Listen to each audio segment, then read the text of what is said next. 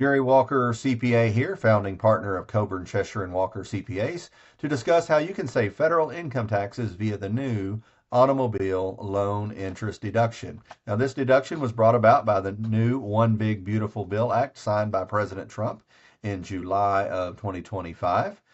Interesting to note that this deduction is independent of itemizing your deductions or claiming the standard deduction.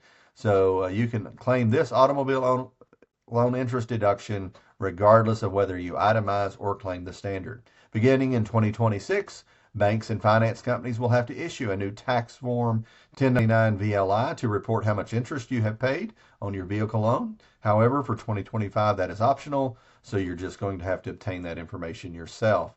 The qualifications for this deduction: number one, the vehicle must be new, not used. Motorcycles are included in the definition of vehicle for purposes of this deduction. It also needs to be a personal use vehicle. Now, if you're using the vehicle for business purposes, you should already be claiming the interest as a business expense anyway.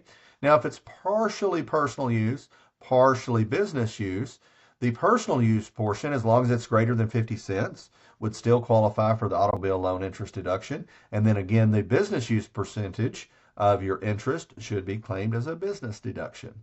Now, there are modified adjusted gross income phase outs, which means if you're using the filing status of single, head of household, or married filing separately, once your income reaches $100,000, they're going to start taking away the deduction, and it will be completely eliminated by the time you reach $150,000 of income. For married filing joint, that phase out range is $200,000 to $250,000 of modified adjusted gross income.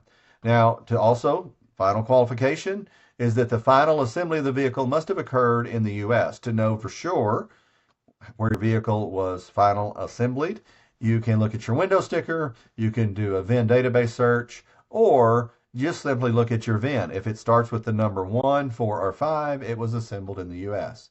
Now, there is an overall limit of $10,000 for this deduction.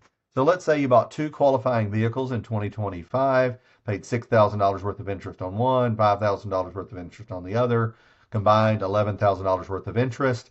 You're going to be limited to $10,000. Here's a quick example. Let's say you finance $50,000 on the vehicle. You're paying 6% interest, so you paid $3,000 worth of 24%. Yours could be more or less.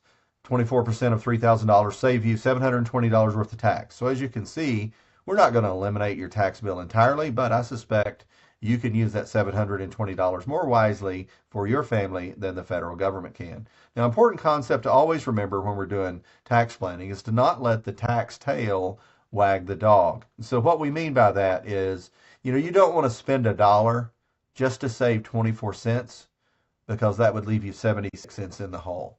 So related to this new deduction, finance the car at all. If you cash for the car, because if you finance the $50,000 and pay $3,000 worth of interest, yes, it's going to save you $720 worth of tax, but you're still out of pocket $2,280. So we never want to spend $1 just to save 24 cents in tax, nor let the tax tail wag the dog.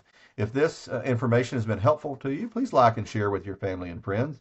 We always strive to provide practical, legal, ethical tax advice.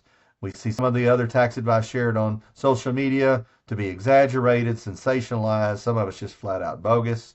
And I just hope you have a great day.